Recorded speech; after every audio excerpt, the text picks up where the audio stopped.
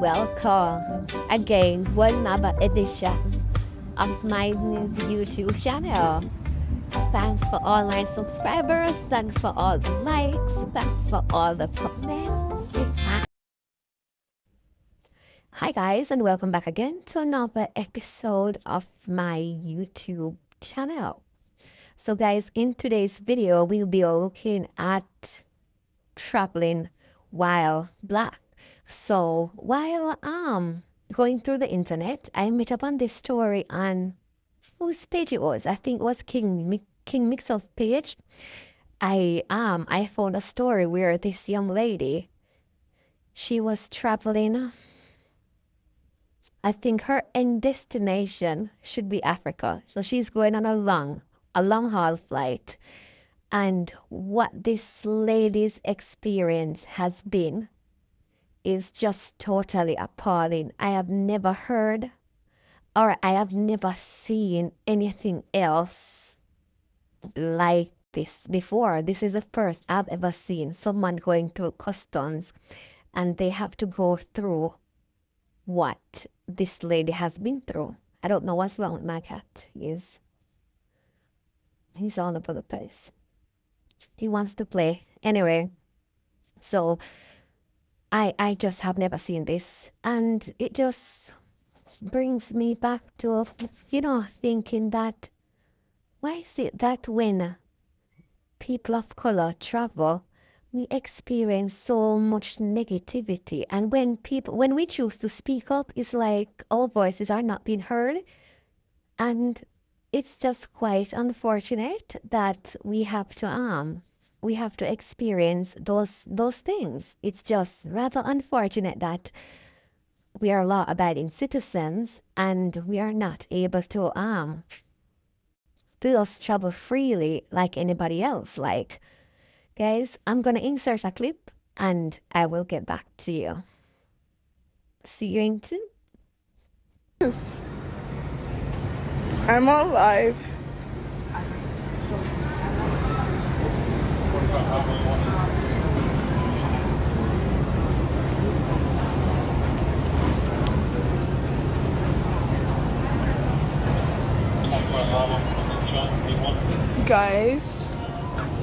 Guys, please share this live. I am devastated. I am mortified. Let me just tell you what's going on with me. I am at the airport. I have a flight. I am going to Africa. I am on my period. Look at what I'm wearing. I am wearing a tampon. Sorry if you're a guy and you're on this live. I'm wearing a tampon, and because my period is so heavy, my period is extremely heavy, I'm wearing a tampon and a thick pad, right? Because I'm going through the airport and I don't want a mess. So I'm wearing this. And guess what? I go through security. They say I have to do a pat down. They do the pat down. They say they can't clear this area. So I am literally going to miss my flight because they're not letting me go because I'm wearing a fucking pad. I said, I will take you in the bathroom. I will show you that it's a pad full of blood, right? You know when your period is so heavy that you can feel the blood coming? That's me, right? I said, I will go. I will show you the pad full of blood. They don't want that. I will take it off and walk and hopefully don't bleed by the time I get on the plane. No, they don't want that. So I'm just stuck here waiting. My flight is leaving. I'm gonna miss my flight. I have a meeting tomorrow. This is freaking crazy. This is crazy. This is so fucking crazy. I cannot believe I'm going through this. I cannot believe. I am going, look, my stuff is here. They search all my stuff, and I'm like, I cannot believe I am going through this. I am somebody who flies all the time. Like, I cannot believe. I don't know if it's discrimination. I don't know what it is. I just cannot believe that I am going through this. But wearing a freaking pad, a sanitary napkin. Isn't this insane to you?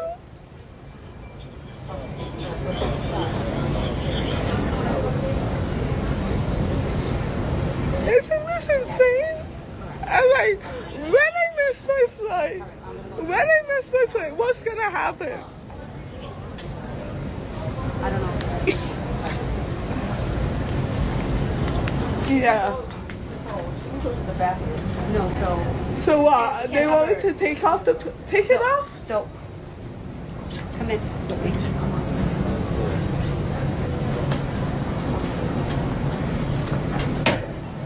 Okay, so are you able to remove what's there? Yeah, I can. You want me to show you?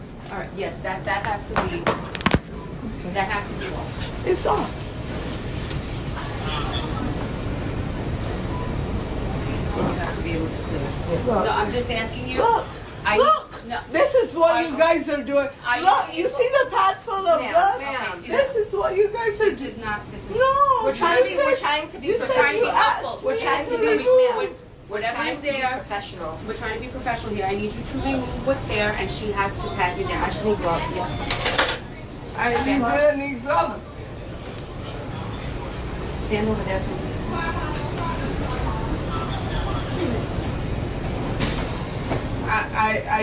I cannot believe this. I just cannot believe this. This is inhumane. It's not. I'm a woman too, ma'am. Yeah, I just but had a it's baby. still- I understand. yeah, it's Okay. still I under- crazy. It's But this still- is the world that we live in. Hun. Okay. I'm just gonna clear that area one more time. Okay. but that you have to you have to remove remove what's there. it. So you probably will get blood on your hands because Okay, I'm bleeding. it's- No, that's no. fine. Just, no. Put your hands up. Go ahead. I'm gonna test. You can put whatever you want back. I'm just gonna test my hands. Yes. I want her to get assembled. Yeah, get assembled. Right. I'm just showing respect. Thank you. Professionalism. Thank you.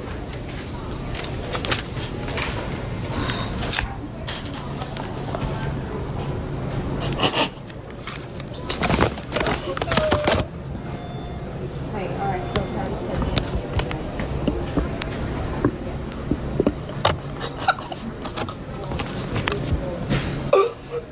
Wow. Wow.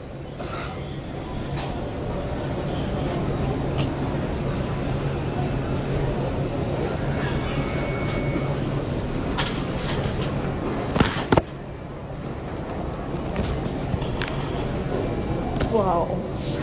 I have never had to take off a pad and show somebody my bloody pad. Wow. I had to show somebody what in the world is going on.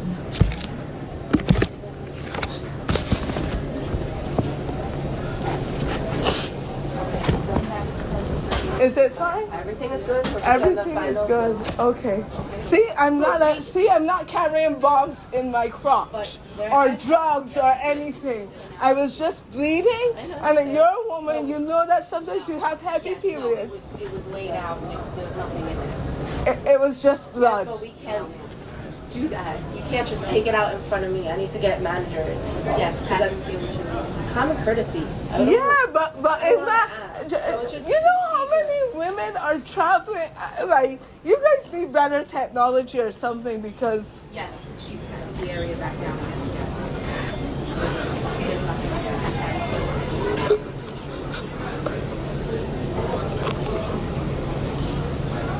No, we did it in the right. Oh my god. Oh my god. Yes, yes, Patty was more comfortable after. Now I know. Don't book tickets when I have a heavy period. It's not that. It's just bulky. Like if you wore a pad, Yes, it would be consistent yes. with Copy your that. Got it. panties. Okay. If you just wear a Yeah. paper towel, it's too Yeah. hard. Do you have a phone number so we can contact you if necessary? Yeah. Give me that. What's your telephone? Why would you need to contact me Two one two. Anytime we have something like this, if we have 212 contact, Do not leave 602 luggage unattended at any 1970. time. okay, you're all set to go. Do not transport. It's a any bulky pad. Yeah.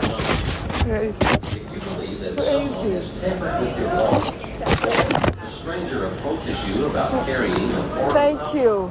contact. I told Yes, put in the comment section if you ever been in that type of situation. Listen, Marcia, not that I know lambs the one video the other day about the lamb pull over some fluffy snow bunny and, you know, they've never seen a flat front before and I question if it real and we're in there and I limiting them. You know what I mean? But when I give them quick update while go on for the twine, don't forget to like, share, comment, subscribe, hit the notification bell to be notified. So guys, you have seen the clip. What do you think? What do you think about it? What's your opinion on what you have just witnessed? Like, how is that possible when we're living in an age where technology is so advanced and people can see things hundreds of meters underneath the bottom of the ocean in the atmosphere? But you're going through it. You're going through the airport and it's just sad. It's just sad that that young lady had to experience what she experienced, and I can imagine how traumatizing that has been for her. And she's gonna, it's gonna take her a while to be comfortable, traveling. And I don't see why people of color should face so much discrimination, especially when we're living in an age where it's not like before, where people weren't aware of what others are doing or what others are capable of doing. We are living in an age where it's technologically advanced. I can be here and have an idea of how things are in India, in Pakistan, in Nigeria, that people all over the world are capable. We have a certain amount of intelligence. It doesn't matter what background you are.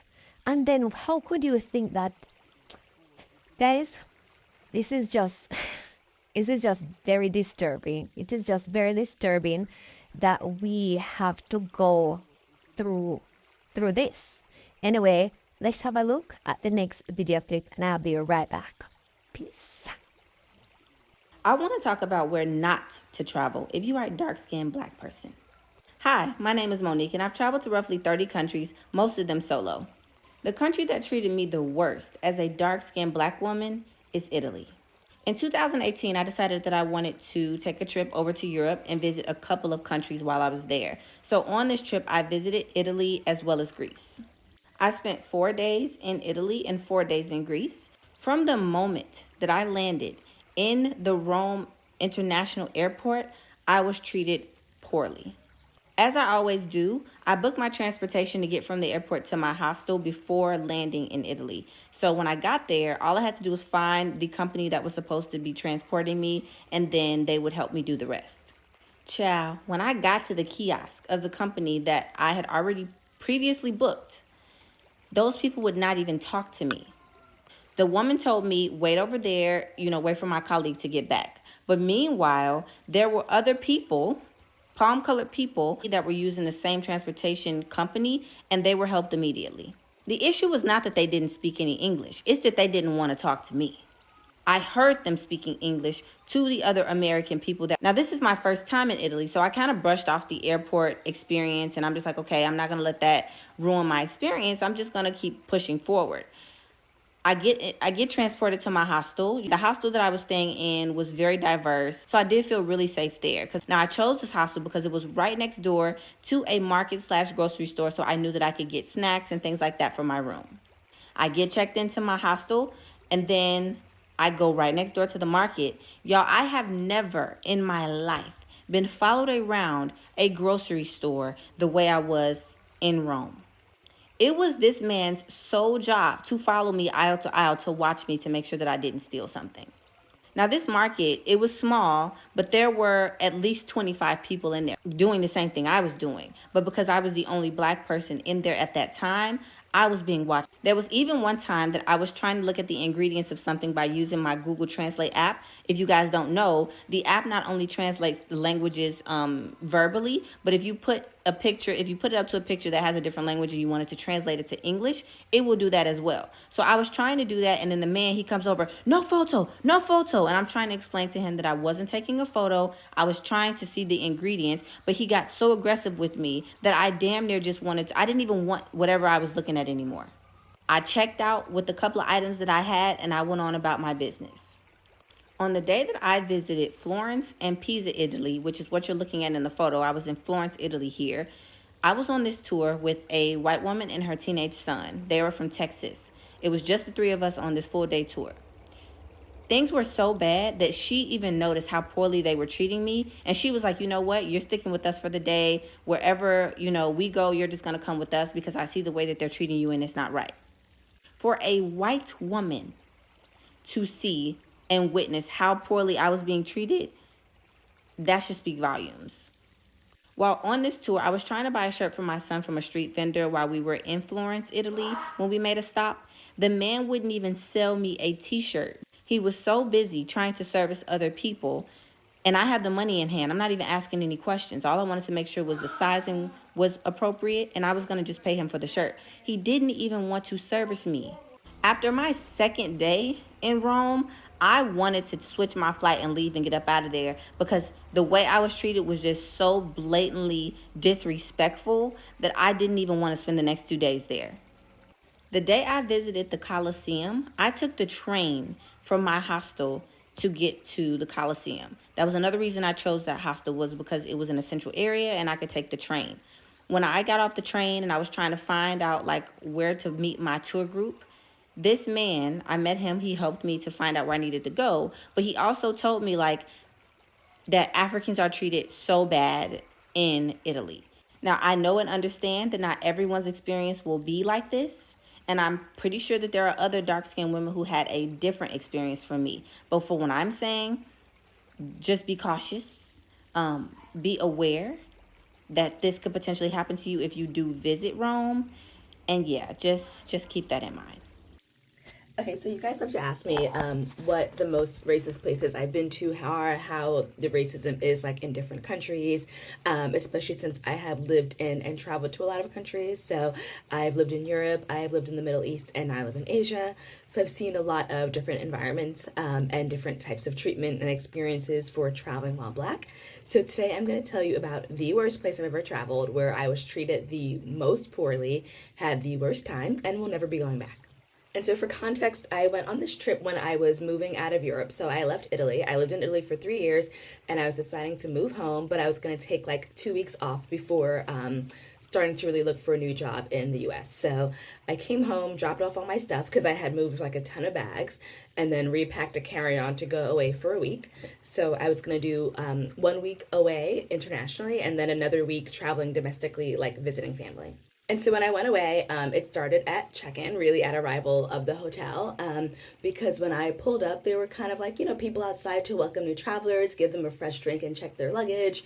And no one offered me that, but I just didn't sweat it too much because I only had a carry-on.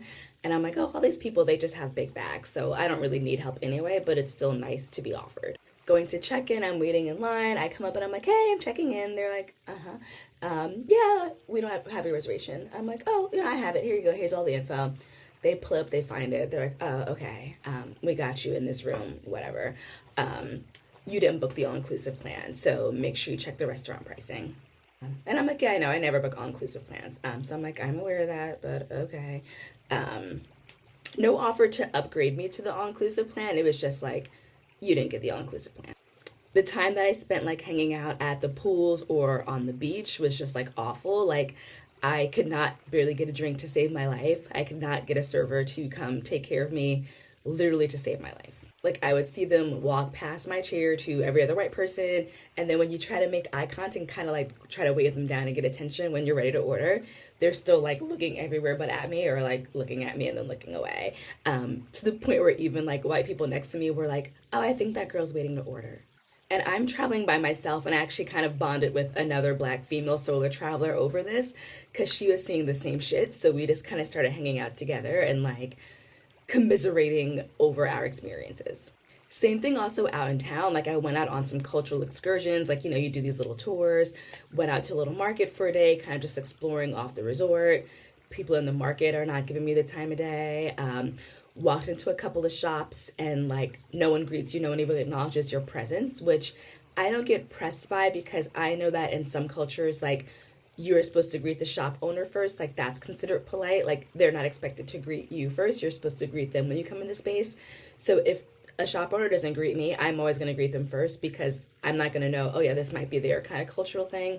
So I'd be like, oh, hi, ma'am, you know, hello. You know, like just like very standoffish and stank everywhere. And then even like back at the resort in one of my last like days, this kind of whole crop of like it was some kind of conference or team building people, like a whole bunch of corporate white people came to the resort the last like maybe day and a half I was overlapping. And so they were all like, oh, there's this cool Black girl, there's this other cool Black girl. They're by themselves, so they kind of like were hanging out with us, and a lot of them wanted to hear about Europe because I was like, oh yeah, I just moved back from Europe and I'm just like hanging out before I have to go back to work. And they were on some kind of corporate retreat, so they all had the all-inclusive plan. So they were like, oh, we'll just get your drinks, we'll just get your stuff, don't worry about it. So of course the servers who had been ignoring me for half the week were kind of like salty about it, but they couldn't do anything. Also, even housekeeping was really shitty. Like the first 2 days they did not make up my room, even though I had the thing on the sign that says like make up my room. Like, you know, you had that do not disturb card or make up my room card. So I had the make up my room card and they were still just not doing it. To the point where every morning when I left, I would have to call the manager and say, hey, please make sure that someone comes to my room today. And so it really was like a really terrible, sad time because I had never been treated like that. And I'm just leaving Italy, which a lot of people say Italy is so racist, but I never had that kind of experience on vacation. Honestly, my last day kind of getting adopted by this corporate retreat really did make a difference. And the place where all this happened to me and where I was treated like dirt was by other Black people in St. Kitts. So you heard what that young lady had to say about her her experience traveling. And can you imagine, it was in St. Kitts. I was so surprised when she said St. Kitts because I was waiting on her to say like some European countries or something like that, but St. Kitts, a Caribbean island where the people are beyond them at the same, is like people is like even it's like these people have gotten into our heads so much that they have turned us against each other. Like we don't treat each other with the same amount of respect like we would treat other people when they're visiting they're on vacation. You know, why wouldn't we're all spending our money, so why? Guys, let me know what you think, and I'm gonna insert another clip of another lady's experience, and I will see you in 2. Peace. So guys, you heard what the young lady was saying when she visited Italy and how she was treated.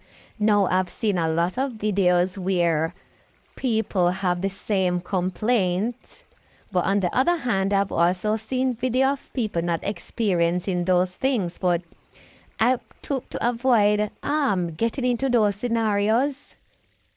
I would just avoid going to certain places. Albeit I've been to a few European countries, but my aim now is to try and travel to the continent of Africa and not leaving out other countries, because of course I'd like to travel and see what the world is like, but I'm not going to places where I'm not respected, they don't need my money, and they're telling you blatantly that they do not need your money, they do not need your presence, they do not need to see you. Like, why would I want to go somewhere to spend my hard-earned cash when I'm being received like that? Guys, let me know what you think about this video, and I'll see you in the next clip. Peace. Solo traveling through Namibia as a Black woman. First, as a disclaimer, I in no way, shape, or form am trying to discourage travel to Namibia, travel to sub-Saharan Africa, safari trips, any of that nature. Namibia is the most beautiful country that I have stepped foot into, and I think it's one of the most beautiful countries in the world. I would not trade my trip for anything. I think everyone should experience it. So for context, I recently, I want to say 1 to 2 years ago, made a commitment to prioritize travel to countries that have populations of people that look like me. So traveling to countries where the native population is Black. You hear about the horror stories, people traveling to Italy and having racist experiences, people traveling to different parts of Europe and having negative experiences. And I just felt that I do not want to spend my hard-earned money going to places where I'm going to be mistreated. I'm not going to pay to be mistreated when I travel. On top of that, I feel like people generally do not know the beauty that Africa has and what it has to offer in terms of tourism. So me being in the position that I am, one, because I have a personal desire, but also because I have a desire to share it with other people online, decided that that is the type of travel that I wanted to prioritize. For additional context, I am Nigerian. The brunt of my experience or exposure to travel throughout Africa before going to places like Kenya, Zanzibar, South Africa, and now Namibia was based in West Africa. So primarily Nigeria and Ghana were the places in Africa that I had traveled to. I now know that travel to West Africa looks a lot different in terms of the demographic of people traveling there than travel to Southern Africa and even Eastern Africa. So if I get on a plane going to Lagos, I'm most likely getting on a plane full of Nigerian people. If I get on a plane to Accra, Ghana, I'm most likely getting on a plane full of Ghanaian people or people from the diaspora. I've never been to Senegal, but I imagine it's pretty similar. I've never been to the Ivory Coast, but I imagine it's pretty similar that travel to West Africa, because there isn't really too much of a safari culture or safari tourism, travel to those places typically tends to stay close to the people who are based in those locations or descendants of people from those locations, et cetera, et cetera. I thought it would be pretty similar going to other parts of Africa, but come to find out, on my flight to Namibia, I was one of 2 Black people on the plane. And that is when I realized that on the tourism side of things, I was going to be in the minority for the entire trip. I'm used to being in predominantly white spaces, so that's not an issue for me. But what was kind of jarring was being in a place like Namibia or being in an African country and having the people around me kind of question or wonder what I was doing there. So I'll give 3 anecdotes that paint a better picture of what I experienced. Number 1, when I got on the plane from Johannesburg, South Africa to Namibia, as I mentioned, I was one of 2 Black people on the plane. My seat was next to someone who was a Namibian national, but ethnically he was not Namibian. If you don't know, Namibia was a German colony for some time. And again, much like parts of South Africa, I'm starting to realize that unlike Nigeria, where I feel like colonists didn't just set up camp there, people, German colonists or German colonizers, didn't necessarily go back. So that is to say that even though this man was a Namibian national, racially, he was white. He struck up conversation with me, asked me where I was from, and I mentioned that I was from New York and Nigerian, and that's also a whole separate conversation. But essentially, where I say I'm from depends on the context and whether it's helpful to say I'm from America or from New York, or whether it'll be more helpful to say that I'm Nigerian or provide better context. Again, that's a whole separate thing that I think really illuminates the nuances that go into traveling the globe while Black. At any rate, once I just described to him that I am from New York and Nigerian, he looks at me and asks me, well, what are you doing all the way here in Africa? I've never gotten asked that question before. I've never been asked while I was in Africa what I was doing in Africa, much less getting asked by a man who is white. And it took me back because I'm just like, I'm doing the same thing that every other person on this plane is doing and most people do when they come to Namibia. I'm here for tourism purposes, but also it's just like, if there's anywhere that I should be, in my humble opinion, it's probably Africa.